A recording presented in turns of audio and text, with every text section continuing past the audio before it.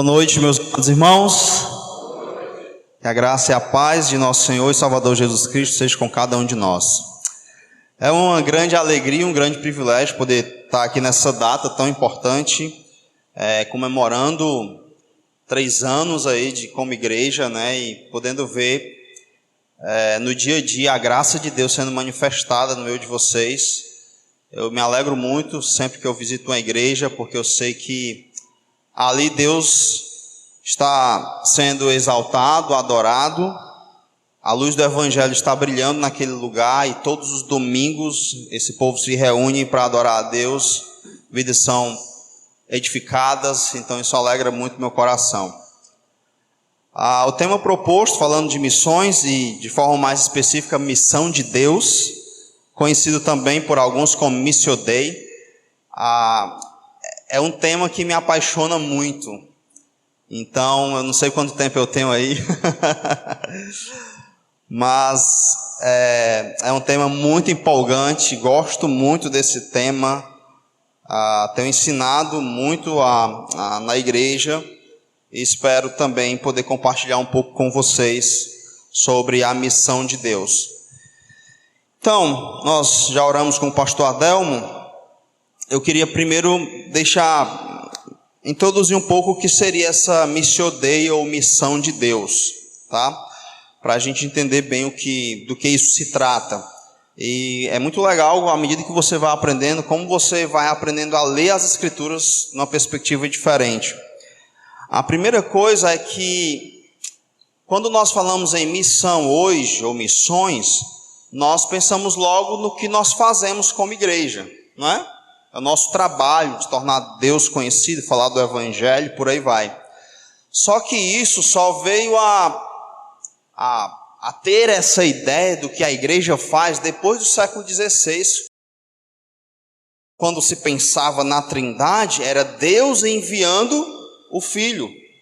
E depois o Filho e Deus Pai enviando o Espírito.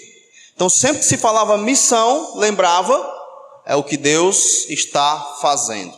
Então, quando a gente pensa em missão, só redefinindo os termos, né? É o que Deus está fazendo. Quando nós falamos em missões, é o que a igreja faz. A ideia é que a missão de Deus é o movimento gracioso de Deus, o movimento independente, o movimento mediado, redentivo, restaurador e doxológico. Ele é gracioso porque Deus admite o pecado e o demérito do homem e age com graça para restaurá-lo. Ele é independente porque Deus é livre, nada o forçou a realizar a sua missão. Ele, por razões encontradas nele mesmo, decidiu assim fazer. Ele é mediado, a missão de Deus é o movimento mediado porque Deus revela a si mesmo por meio de mediadores. Esse movimento também é redentivo, porque ele soluciona o problema do pecado, redimindo o homem, perdoando o homem. E ele é restaurador, porque ele extrapola a ideia de perdoar o homem, ele restaura todo o universo. E por fim, vai ser o nosso ponto principal, ele é doxológico. Ele é doxológico porque ele tem como propósito final a manifestação das perfeições e virtudes do grande e único Deus para o louvor da sua glória.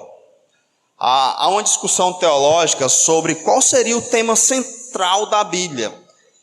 Você pega Gênesis no Éden antes da queda e você pega o estado eterno. Qual seria o tema central? Então alguns teólogos vão dizer que Cristo seria o tema central, o Evangelho ali. O problema com essa visão é porque antes da queda não tinha o pecado redimido ou perdoado. Alguns vão dizer que é o reino. Eu sou tendencioso a pensar que é o reino, porque é o tema central que perpassa desde do Éden até a eternidade. Mas eu acredito que é o conhecimento de Deus. Porque você vê isso no Éden, você vê isso na eternidade. Deus sempre vai se fazer conhecido. E à medida que nós formos falando sobre o tema, vocês vão entender melhor. Então, começando lá no Éden, Deus cria o homem e a mulher e diz: cresçam e se multipliquem. A ideia é que por meio desses seres criados, a imagem de Deus, essa imagem, ela vai encher a terra. Então o homem vai espelhar e espalhar na terra a imagem de Deus. Aí o pecado vem e danifica essa imagem, e agora quando o homem ele procria, não é mais essa imagem de Deus perfeita. Por isso, Deus envia o seu filho, descendente da mulher de Gênesis 3,15, que vem para agora, através da sua obra, se tornar possível nós continuarmos esse plano inicial. Porque todas as coisas cooperam para o bem, e esse bem é nos tornar a imagem do seu filho. E aí, quando ele disse para Adão: vão e encham a terra, ele agora olha para os seus discípulos e diz: vão e façam discípulos de todas as nações, pessoas feitas à imagem de Cristo. E assim você enche a terra do conhecimento de Deus. Lembra que eu falei que isso vai até a eternidade, João 17:1. A vida eterna é esta, ou melhor, verso 3, se não me falha a memória. A vida eterna é esta, que te conheçam a ti só, por único Deus, e a Jesus Cristo a quem enviaste. Então até na eternidade nós vamos continuar conhecendo de Deus. Conhecendo e conhecendo. Agora, vamos a alguns textos para vermos como é que Deus lidar com essa situação. São muitos textos, e a vontade seria falar de cada um deles, mas o tempo não nos permite. Vamos então para Êxodo capítulo 9. Lembra que as escrituras sagradas, ela é Deus se revelando, Deus se fazendo conhecido. Às vezes a gente vai ler a Bíblia, a gente fica sempre pensando em nós, no personagem. Então você vê o personagem José do Egito. A história não é sobre José, é sobre o que Deus está fazendo através do seu servo. Você pega Jonas. Se você tirar Deus do livro de Jonas, acaba a história. Então, Jonas não é o personagem principal, é Deus se revelando. E à medida que você vai lendo nessa perspectiva, você vai vendo os atributos de Deus, o caráter de Deus sendo revelado ali. Então, aqui, Deus está livrando o seu povo da escravidão do Egito. E aí vocês lembram da história, ele vai derramar as pragas. O Êxodo 12 que o pastor Adelmo leu seria a última praga. E aqui nós estamos na 7ª praga, a chuva de pedra. Por que eu escolhi esse texto? Porque esse texto ele vai falar sobre as intenções de Deus. Por que Deus faz o que faz? E aí nós vamos descobrir coisas sobre o caráter de Deus. O que motiva Deus a fazer tal coisa ou deixar de fazê-la? Então vejamos. Êxodo 9, verso 13. Disse o Senhor a Moisés: levanta-te pela manhã cedo, apresenta-te a Faraó e diz-lhe: assim diz o Senhor, o Deus dos Hebreus: deixa ir o meu povo para que me sirva. Pois esta vez enviarei todas as minhas pragas sobre o teu coração e sobre os teus oficiais e sobre o teu povo. Agora presta atenção. Para quê? Qual é a finalidade? E é interessante que o verso 12 diz que Deus endureceu o coração de Faraó. As pragas iam sendo derramadas e Faraó de coração duro. E aqui nesse momento é como se Faraó vai deixar o povo ir. E Deus endurece o coração dele para que ele não deixe o povo ir. E aí no texto seguinte da 7ª praga, ele vai dizer que desta vez enviarei todas as minhas pragas sobre o teu coração. Ele usa a palavra coração. Coração esse que ele endureceu no verso 12. Está tudo conectado. O que ele está tentando dizer aqui? Eu vou derramar todas as minhas pragas, que são 10. Nós estamos na 7ª. Aí o que nos chama a atenção, que revela o caráter de Deus, as suas intenções, porque ele faz o que faz, É porque ele faz isso. Então olha só, para que saibais que não há quem me seja semelhante em toda a terra. Deus está fazendo algo no Egito, e agora ele está dizendo isso. Eu vou destruir vocês, eu vou derramar todas as minhas pragas, para que saiba que não há semelhante a mim em toda a terra. Agora deixa eu dizer uma coisa para vocês. Se a gente fosse para Gênesis, a partir do capítulo 37, nós vamos ter a história de José. E aí José, ele é enviado para o Egito. E quem faz isso? Deus. Amanhã eu vou mostrar como José encarou isso. Deus faz isso. Para quê? Deus faz uma fome vir sobre toda a terra. Durante 7 anos, grande fartura, e durante 7 anos, grande seca. Por que Deus está fazendo isso? E aí, Deus, ele enriquece o Egito. Alguns livros de histórias vão dizer que houve um tempo em que o Egito se tornou uma nação muito rica e poderosa.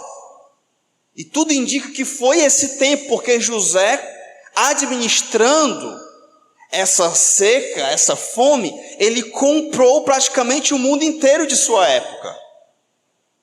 E quem planejou tudo isso? Deus. José vai deixar claro, é Deus que está fazendo isso, Faraó. O sonho é duplo, porque Deus se apressa em fazer. É Deus, Faraó, que vai dar a interpretação. É Deus que está em missão, está realizando algo.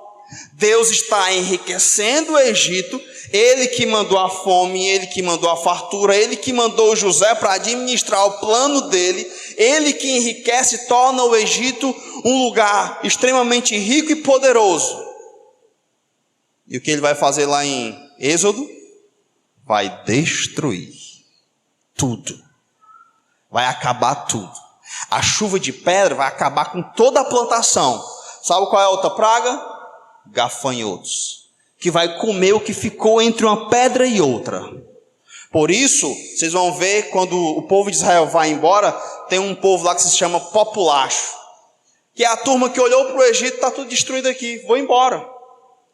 O que eu quero que os irmãos percebam é que Deus faz o que faz para tornar o seu nome conhecido. Por isso você vai ver um padrão nas Escrituras, que Ele pega coisas que não são para envergonhar as que são, coisas pequenas. Como é que Ele destruiu o maior exército do mundo? Com um grupo de escravos. E assim o nome dele vai ficando famoso. As pessoas vão ouvindo as histórias e ele vai se tornando conhecido. Quem está fazendo isso? Deus. Essa é a missão dele, tornar o seu nome conhecido, e é através do seu conhecimento que todas as famílias da terra serão abençoadas, que ele prometeu em Gênesis 12 para Abraão. Então veja só o que ele diz mais agora no verso 15. Pois já eu poderia ter estendido a mão para te ferir, a ti e o teu povo com pestilência, e teria sido cortado da terra. Mas deveras, para isso te hei mantido. A fim de quê? Qual a finalidade? A fim de mostrar-te o meu poder. E para que seja o meu nome, o que, irmãos? Anunciado em toda a terra. Entendeu por que Deus faz o que faz? Entendeu por que Ele endureceu o coração de Faraó? Porque Ele vai mandar todas as pragas? Porque Ele ainda mantém Faraó e o seu povo vivo? Para que o nome dele seja anunciado em toda a terra. E quem está fazendo todo o trabalho? Ele. Porque é a missão dele tornar o seu nome conhecido. É nisso que Deus está trabalhando. Tornar o seu nome conhecido. É assim que ele age. É por isso que ele faz o que faz. Então, não é que ele tinha um propósito, né? Às vezes a gente diz assim, Deus tem um propósito na tua vida e tal. E aí o pecador fica cheio de... Imagina dizer isso para Faraó. Ó, Faraó, vou endurecer o teu coração aí, tal. Já podia ter te matado, mas tu tá vivo até hoje porque eu tenho um propósito. Aí o cara fica, se enche, né? Nossa, eu sou importante. Não. O propósito é que o meu nome seja anunciado em toda a terra. Eu vou destruir o Egito, eu vou te humilhar para que o meu nome seja anunciado em toda a terra. É interessante porque Deus vai montando cenários para exaltar o nome dele. Então, ele poderia só tirar o povo, mas não, ele decide, ao tirar o povo, destruir o Egito, a maior potência da época, que ele mesmo fez essa potência. Estão vendo como ele trabalha? Quando o povo vai embora, então o Faraó deixa o povo ir na última praga. Deus humilha o Faraó, morrem todos os primogênitos e o povo vai embora. Aí de repente, Faraó começa a perseguir o povo. Por que Faraó começou a perseguir o povo? Porque Deus endureceu o coração deles para perseguir o povo. Olha, Deus em missão. Então meu povo está indo. Faraó tá na dele lá. Já sofri demais. Inclusive eles mandam o povo ir, dão as coisas. Não vão, a gente está sofrendo muito. A gente não vai perseguir vocês. Só que o próprio Deus que está em missão faz com que eles persigam, montando o cenário para tornar seu nome conhecido. Aí é legal que Deus vai guiando o povo. Aí chega uma parte, ele diz, não, agora vem para cá, recua, fiquem bem aqui, diante do mar. E aí Faraó está vindo. Estão percebendo Deus montando o cenário? Eles poderiam ter continuado e Faraó não os alcançaria. Mas Deus manda parar e manda para um local estratégico. Aí Faraó vai chegando e aí ele já faz aquele milagre, destruindo os carros, colocando aquela coluna de fogo entre o exército e o povo. Aí ele abre o mar vermelho e o povo passa. Então imagina duas paredes de água. Você já acha que o exército de Faraó queria entrar? Sim ou não? Não. E por que eles entraram? O texto fala, porque Deus endureceu o coração deles, para eles entrarem. Para Deus fazer o quê? Matá-los. Esse é o Deus revelado nas Sagradas Escrituras. É o Deus que nós acabamos de cultuar. Ele endurece o coração do exército de Faraó para que eles entrem, para que ele os mate, para exaltar o seu próprio nome. É assim que Deus age. Parece assustador, né? De fato é. Deus está comprometido com a sua glória em tornar o seu nome conhecido. Essa é a missão dele. E nós temos só que cooperar com essa missão. Quando você olha para Paulo, ele entende isso. Deus está em missão. Eu não quero ficar fora disso.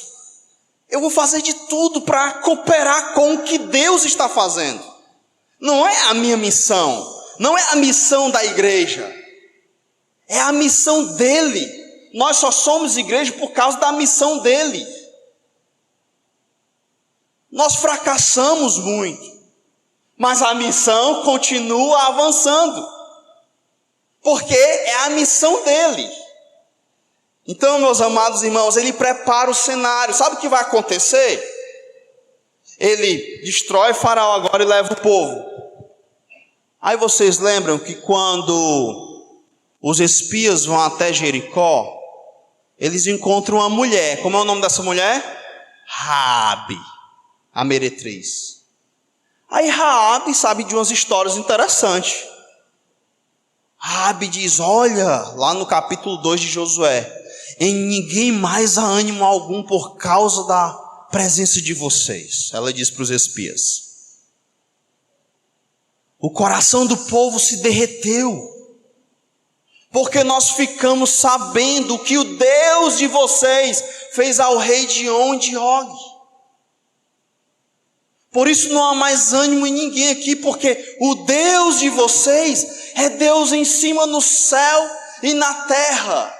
A ideia é que Ele é um Deus soberano, não é um Deus bairrista, um Deus tribal. Ele está além de qualquer Deus. Vocês percebem que essa mulher sabia coisas sobre Deus por causa dos feitos poderosos de Deus. Leia os salmos. As nações anunciam os feitos poderosos de Deus. E essa mulher sabia disso. Você passa um pouquinho as páginas, você vai chegar em Josué 9. Aí você vai ter os gibeonitas ali. E aí eles se disfarçam como pessoas que moravam longe, mas eles estão com medo de serem mortos pelo exército de Israel. E aí eles vão falar. Sabe por que nós estamos aqui? Abre comigo lá, Josué 9. Olha só que interessante. Josué 9, verso 10.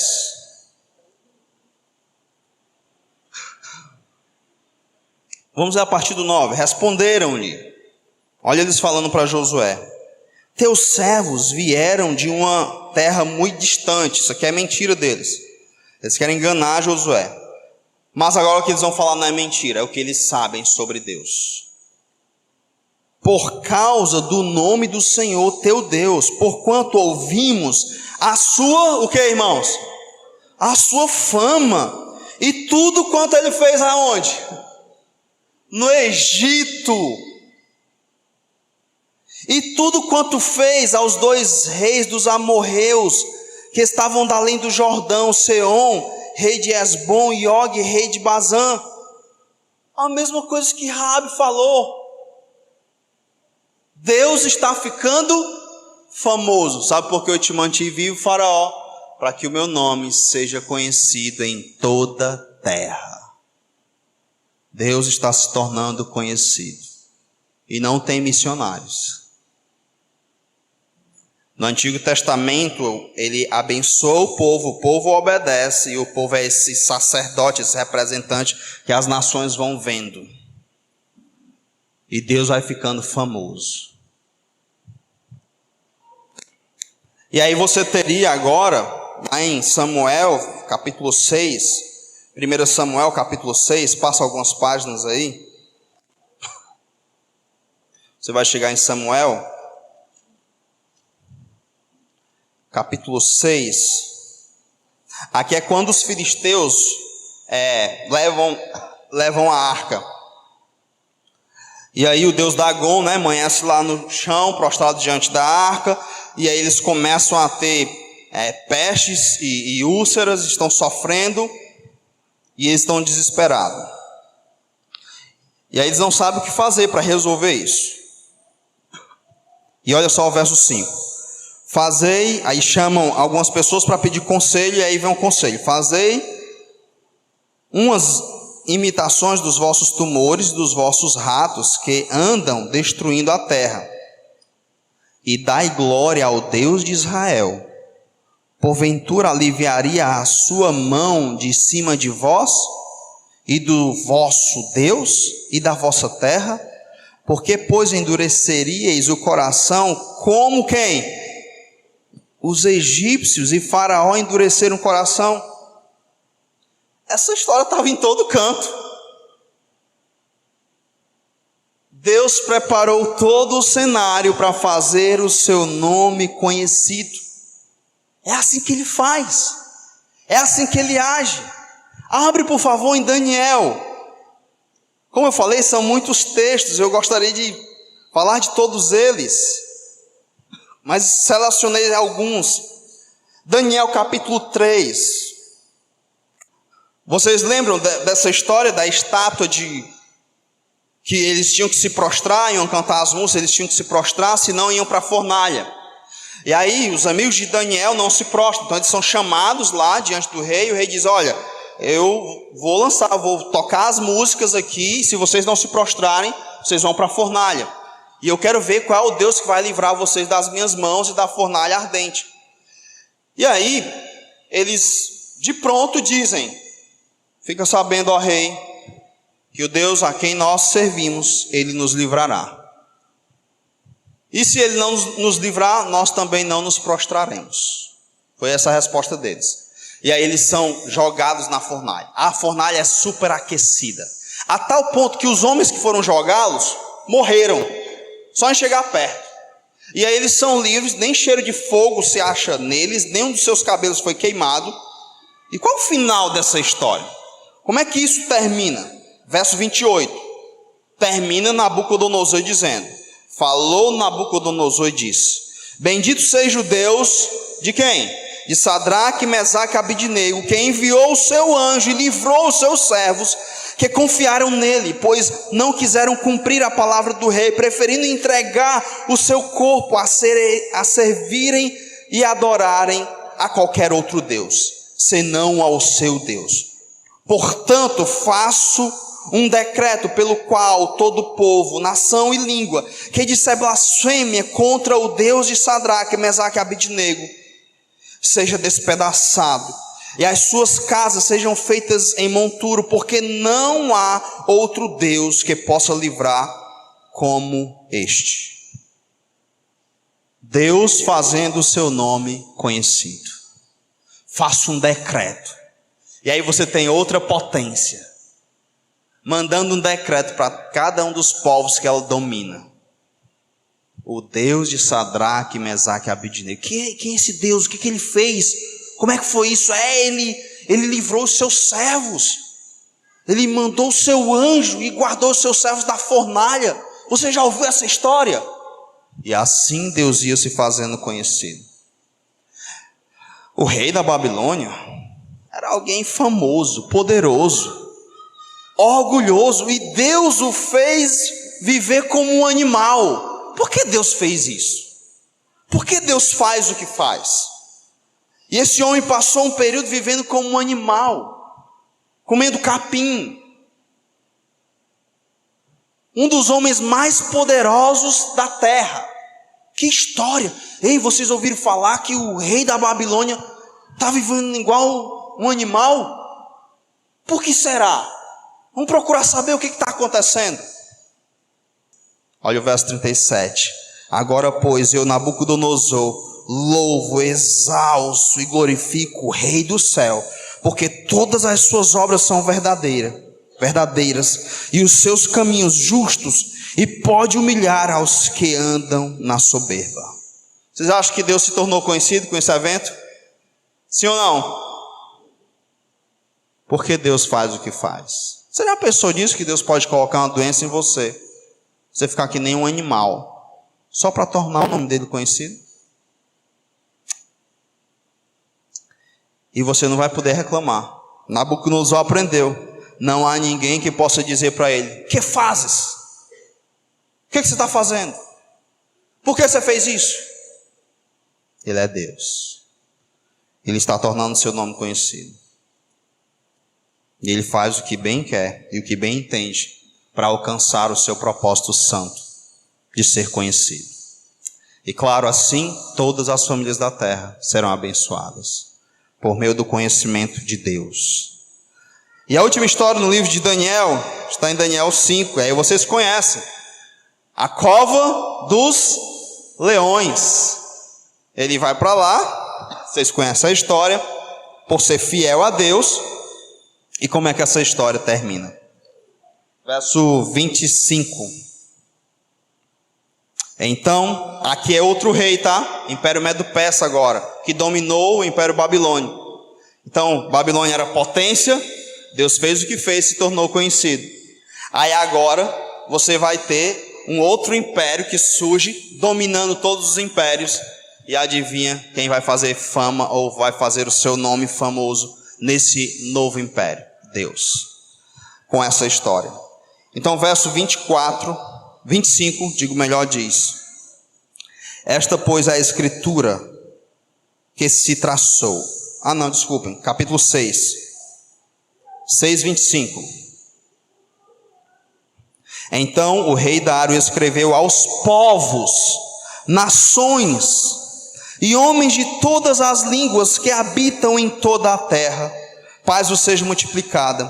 Faço um decreto pelo qual em todo o meu domínio do meu reino os homens tremam e temam perante o Deus de Daniel, porque ele é o Deus vivo que permanece para sempre, e o seu reino não será destruído, e o seu domínio não terá Fim, Ele livra e salva e faz sinais e maravilhas no céu e na terra. Foi Ele quem livrou a Daniel do poder dos leões. Aleluia! Glórias a Deus, meus irmãos. Como Ele é incrível! Como Ele é magnífico! Como Ele está em missão! Os nossos olhos devem se encher de brilho quando nós olhamos para o movimento de Deus, o movimento gracioso, redentivo, restaurador, doxológico, o seu nome sendo exaltado, o seu nome sendo adorado. É a missão dele, a missio Dei, a missão de Deus. Grande é o privilégio da igreja de poder cooperar com o que Deus está fazendo, de estar do lado de cá, dos alcançados. Grande é o nosso privilégio. Deus vai tornando o seu nome conhecido. Vocês observaram que Ele prepara espetáculos, Ele prepara cenários para as pessoas ficarem de boca abertas. Como é que pode? O cara escapou da cova dos leões, da fornalha, o cara virou um animal. E assim Ele vai trabalhando, tornando o seu nome conhecido. Será que o povo de Deus conseguia ver isso? Não é? Talvez alguns dos meus irmãos estejam assim: nossa, eu não tinha pensado nisso. Eu olhava para a história de Daniel, não conseguia ver que Deus está fazendo isso para se tornar conhecido, que essa é a missão dele. Será que os servos de Deus entendiam isso? Vocês lembram da história de Davi, por exemplo, e Golias? Lembra do padrão que eu disse? Uma coisa fraca vence uma coisa forte. Para você poder dizer, só pode ter sido Deus. Isso vai acontecer em toda a narrativa bíblica. Só pode ter sido Deus. Davi e o gigante Golias. E na conversa deles, sabe o que Davi diz? Davi solta uma pérola. Está lá em 1 Samuel 17, 46 a 47. Abra lá.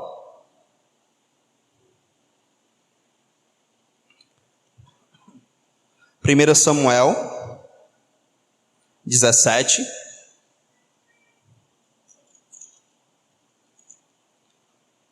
olha só, 46, 47. Então, Davi falando com o gigante ali na iminência da batalha. Hoje mesmo o Senhor te entregará nas minhas mãos, ferir-te-ei. 1 Samuel 17, 46. Ferir-te-ei, tirar-te-ei a cabeça e os cadáveres do arraial dos filisteus darei. Hoje mesmo, as aves dos céus e as bestas feras da terra. E toda a terra saberá que há Deus em Israel. Vocês acham que essa história ficou famosa?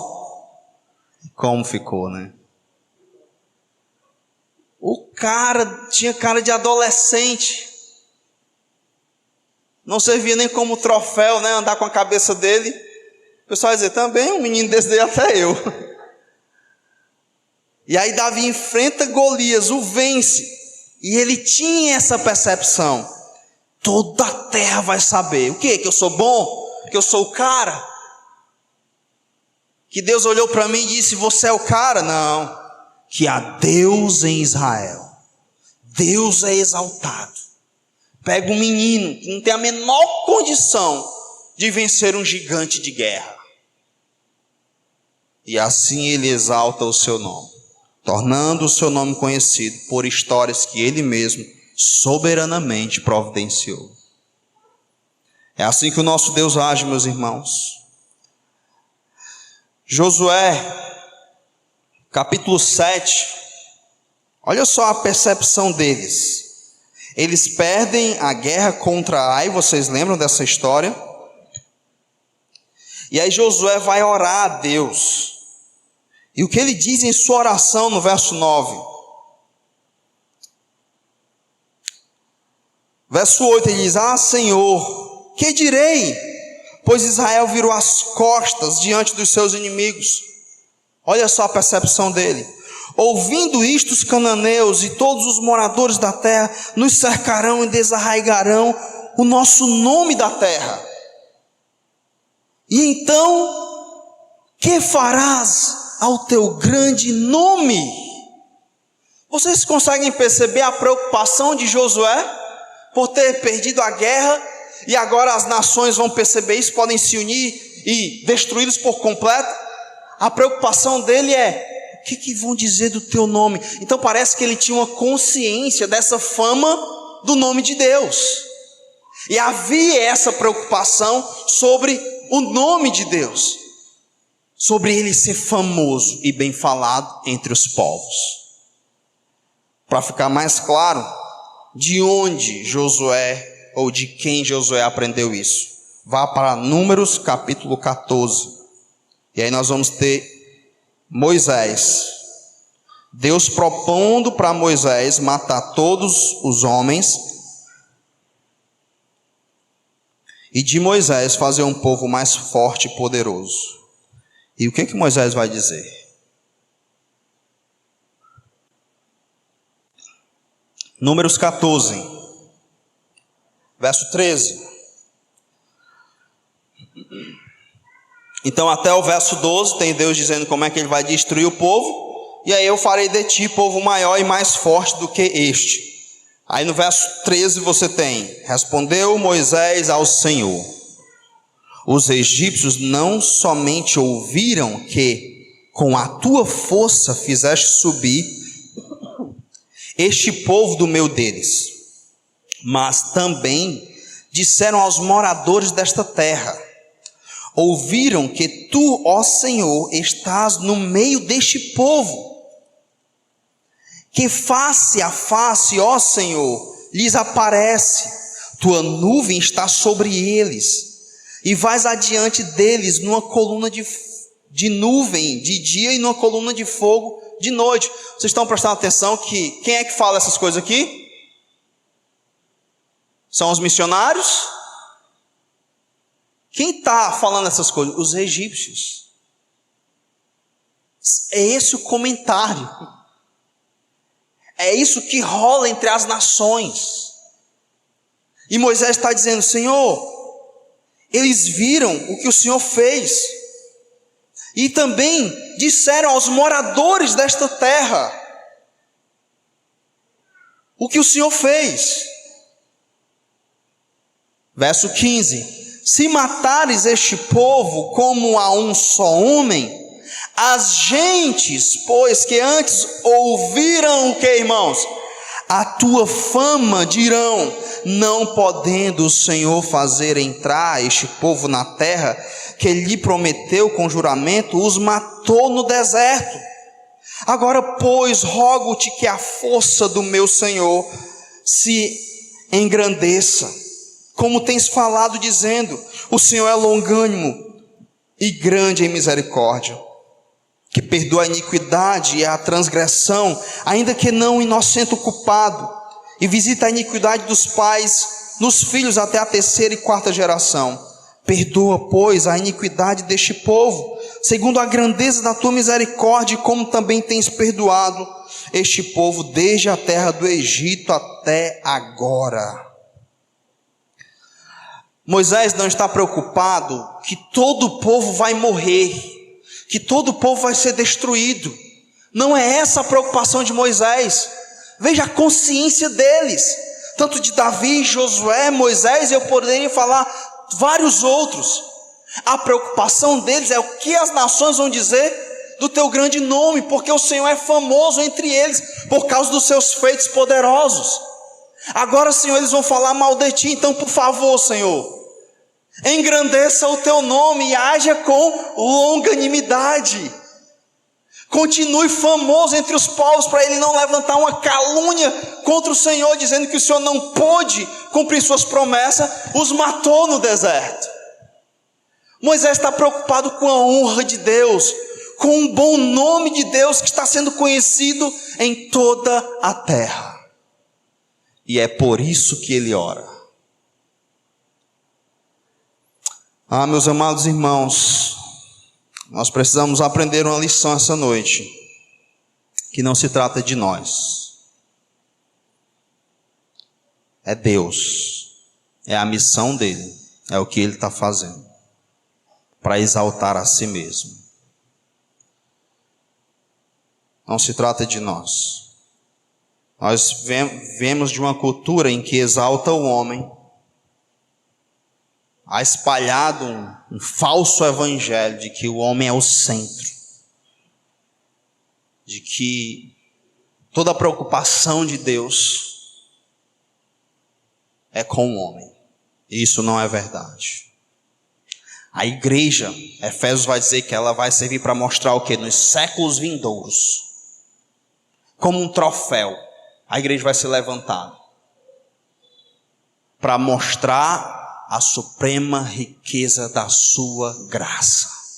Para o louvor da sua graça. Então, o fim último pelo qual Deus nos salvou não somos nós mesmos. É a suprema grandeza da sua graça. É o louvor da sua graça. Então, quando as pessoas olham para esse troféu, para essa medalha, elas não veem glória na medalha, no troféu. Veem glória naquele que conquistou o troféu. E assim o exaltam. E a igreja é para isso. A salvação dos povos é para isso. Um dia estarão lá povos, tribos, línguas e nações, todos adorando o Senhor, porque Ele comprou com o seu próprio sangue, para o louvor da sua graça. John Piper, falando de missões, diz: portanto, a adoração é o alvo e o combustível das missões. As missões existem porque a adoração não existe. Eu concordo com ele, em parte. Talvez por causa da minha visão de que o conhecimento de Deus é o tema central. John Piper acredita que o combustível das missões, o que motiva, é o louvor a Deus. E ele tem base escriturística para isso, Romanos 14. Paulo vai pregar aos gentios para que a oferta deles seja aceita diante de Deus. Para que o Espírito Santo santifique a adoração deles e seja aceita. Eu diria que não é só isso. Por quê? Porque o plano de Deus na sua missão é tornar seu nome conhecido. Ele vai fazer isso. Jeremias 31, falando da nova aliança, diz que vai existir um momento em que você não vai precisar falar, conhece o Senhor, porque todos o conhecerão. É a missão dele. É o que ele está fazendo. E eu acredito que, pensando no que Piper falou aqui, que lá no inferno não haverá louvor a Deus, mas haverá conhecimento de Deus. Todos conhecerão a Deus. E aquelas pessoas que moravam naquele lugar onde o evangelho nunca chegou, e vão ser condenadas, porque não, olhando para a criação, preferiram adorar a criatura em lugar do Criador, e não lhe deram glória nem graça. Por isso elas vão para o inferno e são indesculpáveis. Mas elas não conheceram o Senhor. O texto diz: tendo conhecimento de Deus, não o glorificaram como Deus. E lá no inferno elas conhecerão a justiça e o juízo de Deus. Não vão adorá-lo, vão odiá-lo, mas vão reconhecer que Ele é justo. E de que dele é tudo. Por isso eles estão lá, rangendo os dentes. Eternamente estarão lá, sabendo quem os colocou lá. O nome de Deus vai ser exaltado na sua justiça e na sua graça. A grande diferença, meus amados irmãos, querido ouvinte, que essa noite, como você vai conhecer a Deus? João 1,18 diz que ninguém conhece a Deus, o Pai, senão o Filho unigênito que está no seio do Pai. Ele é quem o revelou. Você vai conhecer a Deus por meio da sua obra redentiva, realizada na cruz do Calvário, derramando sangue por você e assim confessá-lo como o único e suficiente Salvador de sua vida? É assim que você vai conhecer a Deus? É assim que o conhecimento de Deus vai se manifestar a você, salvando você para que o adore eternamente nos céus? Ou você vai conhecer a Deus rangendo os dentes, chorando, gritando de dor, reconhecendo que Ele é justo, é poderoso, é dono de tudo, é soberano, e por isso você está lá? Deus será conhecido de todos. A diferença é como eu vou conhecer a Deus. A missão de Deus não falhará. Todos o conhecerão, até os que estarão no inferno, porque é a missão dele. E ele se fará conhecido a todos. Como você vai conhecê-lo? Ou como você o conhece? Como? Que o Senhor te ajude, se você ainda não é um convertido ao Senhor, não creu na obra salvadora de Jesus Cristo, que Ele ponha fé no seu coração essa noite, para que você não o conheça num lugar terrível, onde você nem sequer poderá falar, porque está rangendo os dentes de dor, eternamente. A cada dia da eternidade que passar, você saberá que estará lá, porque você ofendeu a um Deus eterno, e você vai pagar cada centavo dessa conta, que é uma conta, uma dívida infinita, porque você ofendeu a um Deus infinito, e esse Deus infinito que está em missão, mandou você para lá, para que você o conhecesse. E por meio do sofrimento, que é eterno, você vai aprender que esse Deus que colocou você lá, Ele é um Deus eterno. Por isso o inferno é um lugar eterno. E por isso somente o Deus eterno, encarnado, Jesus Cristo, pôde quitar a nossa conta. Porque a nossa dívida é do tamanho do Deus que ofendemos. Por isso só o sacrifício de Cristo poderia pagar a nossa conta. Agora, deixa eu te dizer uma verdade, eu já finalizo. Deus é tão santo, tão justo, que todos pagarão essa conta. Aqueles que estarão no céu pagaram a conta em Cristo.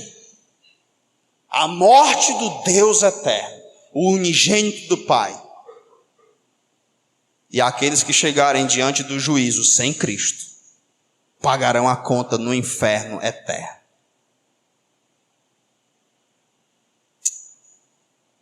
Como está a sua dívida? Como está a sua conta? E como você vai conhecer a Deus? Que Deus nos abençoe. Vamos orar.